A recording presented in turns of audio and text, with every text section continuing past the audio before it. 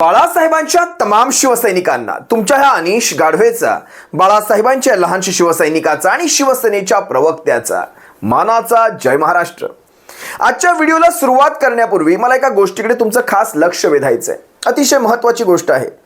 काल सी वोटरचा एक सर्वे अहवाल बाहेर आला।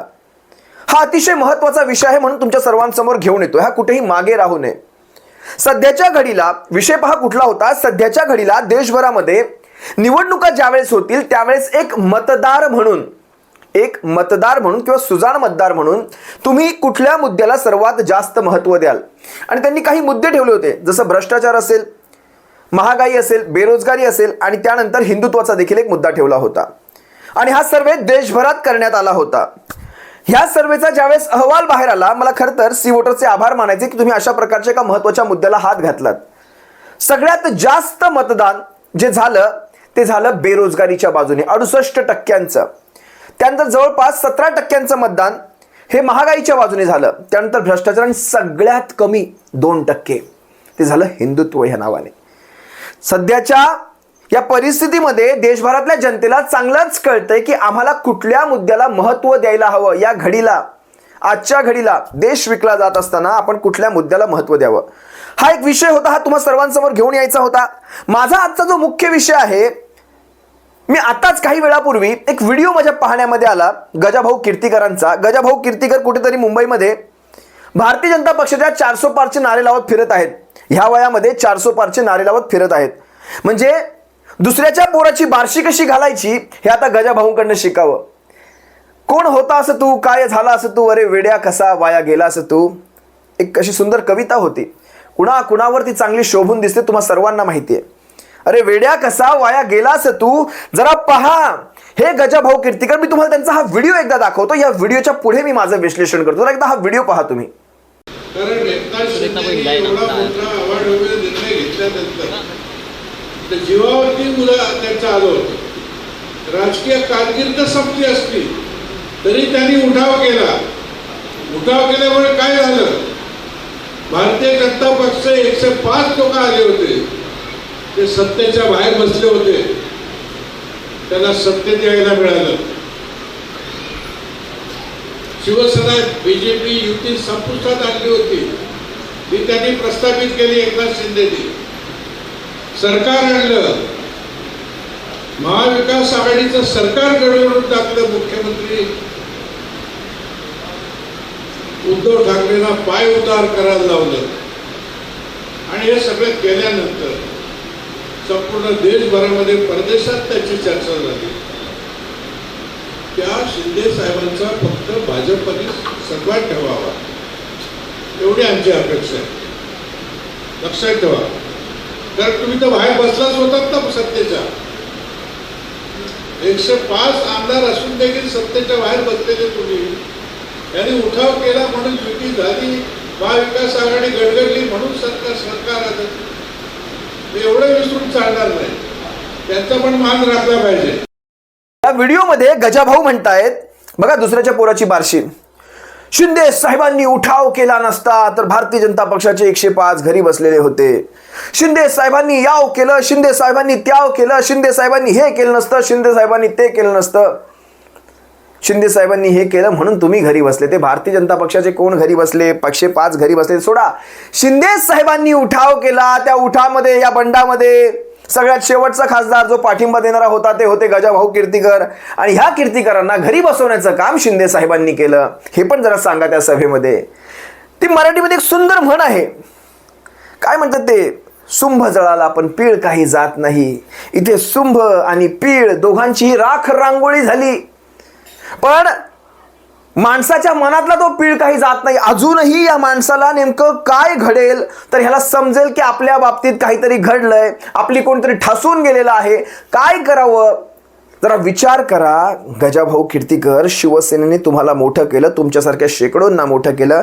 तुमच्यावर बोलण्या इतका आमचा अनुभव नाही, तुमच्यावर बोलण्या इतकं किंवा तुमच्या राजकीय कारकिर्दी इतकं आमचं वय नाही, पण मी वारंवार ज्यावेळेस गोष्टी सांगतो, राजकारणात वयाचा आणि अनुभवाचा कुठेही संबंध नाही। जर आमचं वय 10-12 वर्षांचं असेल पण आम्हाला निष्ठा माहिती आहे तर आम्ही राजकारणात सर्वश्रेष्ठ। आणि तुमचं वय आमच्या 10 पट जरी असेल आणि जर तुम्हाला गद्दारीच सुचत असेल तर तुमच्या त्या वयाचा आणि अनुभवाचा काडी मात्र संबंध नाही. गजा भाऊ, ज्यांची साथ तुम्ही देताय सध्या त्यांनीच तुमच्या स्वतःच्या पुत्रावर ईडी सीबीआय लावली. जसं शिवसेना उद्धव बाळासाहेब ठाकरे पक्षाचा एबी फॉर्म त्यांच्या हातात पडला, त्यांची उमेदवारी जाहीर झाली, गजा भाऊ ह्याच शिंदे गटाने, ह्याच भारतीय जनता पक्षाने ज्यांच्या 400 पारचे नारे तुम्ही ठोकत आहात तिथे, ह्याच शिंदे गटाने त्यांच्या मागे ईडी सीबीआय लावलं. तुमच्या पुत्रावर एवढं घडत असताना नेमकी तुम्ही कुठल्या रक्ताचे बनलेले आहात गजा भाऊ? विषय तोही नाही आपला. असो, ही सापडा आहेत.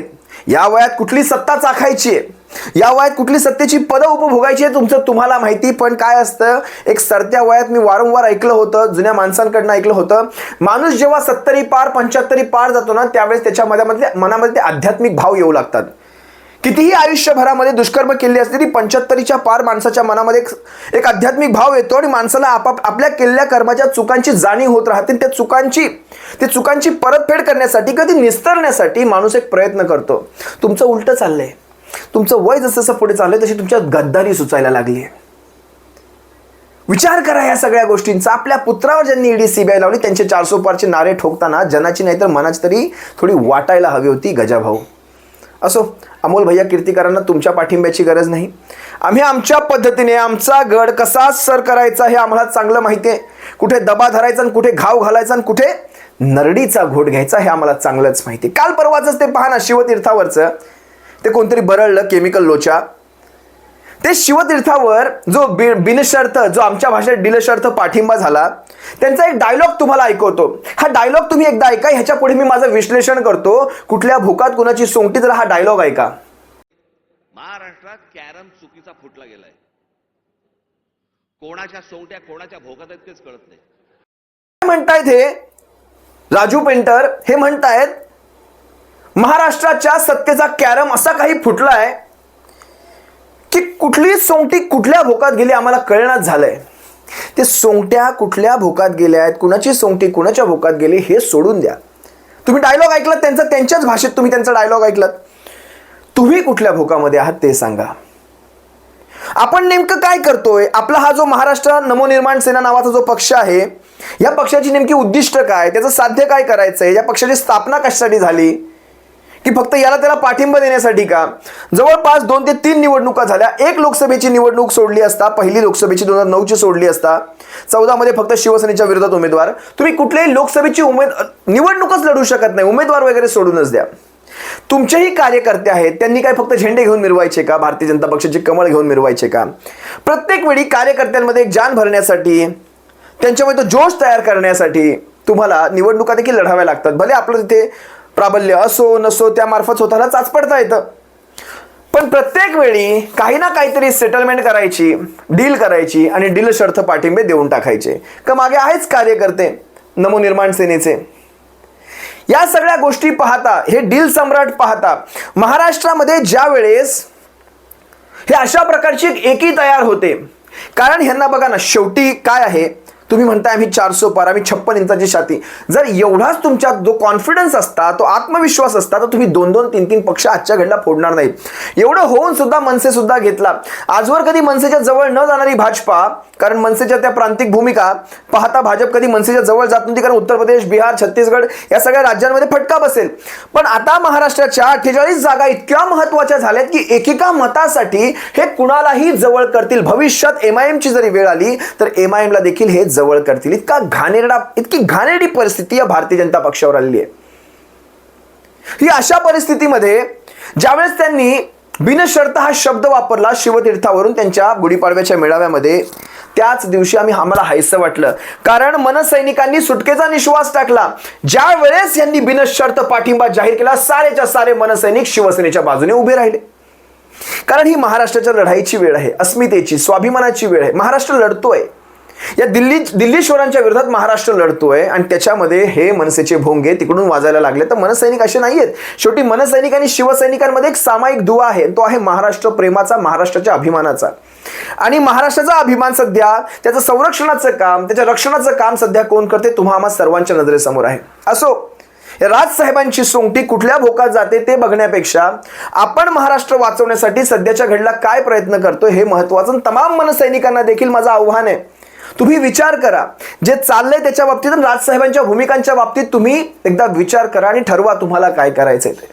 तुर्तास तुम्हा सर्वांची रजा घेतो. सप्रेम जय महाराष्ट्र. बाळासाहेबांच्या शिवसैनिकांनो काळजी घ्या. जय महाराष्ट्र.